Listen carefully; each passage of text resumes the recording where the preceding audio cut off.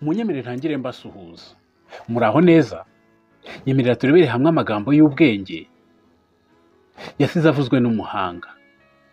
Mu magambo ye yuje ikinyabupfura ndetse n'ubushishozi. Yitwa Nyakwigendera Pastor Theogene.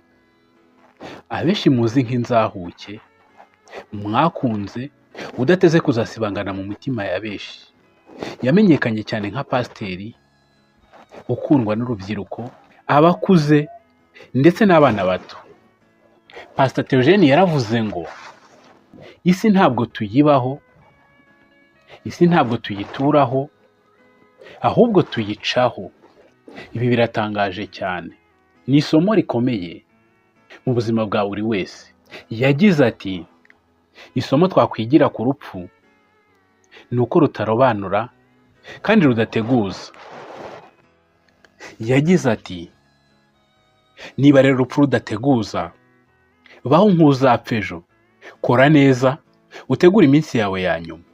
Umuntu abaho rimwe mu isi. Ni inshuro imwe yonyine umuntu abaho mu isi.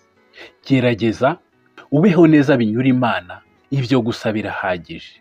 Umuntu wabayeho neza mu isi si uwabayeho imyaka myinshi, ahubwo n'uwabyaje iminsi y'umusaruro, atunganira Imana, anabana na bagenzi be neza. Pastor Theogene yagize ati, hari ibikomere ugomba kwiyomora kuko nta muntu n'umwe ugushinzwe.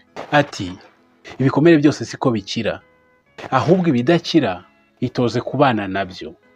Yagize ati, umunyabwenge ntusekere imbere y'ushaka ko arira. Wa wundi wifuza kubaho nabi, wa wundi wifuza kubabara, wamubona ukamwenyura. Aho ngaho uba ugitsinze. Uzakugira inabi ntuzamwiture inabi, ahubwo uzishime, ibyo bizagufasha cyane. Yagize ati, wowe ubwawe ntacyo wakwimarira Imana idahinduye amateka. Saba Imana iguhindurira amateka. Yagize ati, iminsi ikujyana aho udashaka ikakugezayo, waba ubishaka cyangwa utabishaka. Yagize ati, kubaho neza, imibereho myiza ni ukwiyakira mu buzima urimo, ukumva burakunyuze, kuko byanga bikunze ufite uwo uruta, ufite uwo urusha kunyurwa. Mbese muri rusange buri muntu wese afite uwo aruta. Nubitekereza gutyo bizatuma ubaho neza. Yagize ati, hari ibintu bitatu bizahaza umuntu ndetse akazahara cyane. Icya mbere ni amateka yabayemo, icya kabiri ni igihe, icya gatatu ni ibyaha. Ibyo bintu bizahaza umuntu ndetse akazahara cyane. Yagize ati, hari amoko atatu y'inzara. Ubwoko bwa mbere, hari ushonje, hari umushonji ndetse hari n'umunyenzara. Uyu ushonje ni wa wundi ushonje ariko afite icyo arya, gusa kubera akazi kenshi akabura uko ajya kurya, ariko isaha n'isaha abifite, afite amafaranga, afite ibiryo, afite buri kimwe, ariko kubera akazi kenshi ntabone ukuntu ajya kurya. Uyu ni ushonje. Umushonji rero ni wa wundi ufite wenda nk'ibirayi, ibishyimbo, ariko akavuga ati uwampa akanyama, akifuza kurya akanyama. Uyu ni we mushonji. Umunyenzara ni wa wundi udafite namba, wa wundi uba watangiye kugwa, agenda ahengamye, yarataye ibiro, ubayeho nabi, utagira namba. Uyu ni we munyenzara.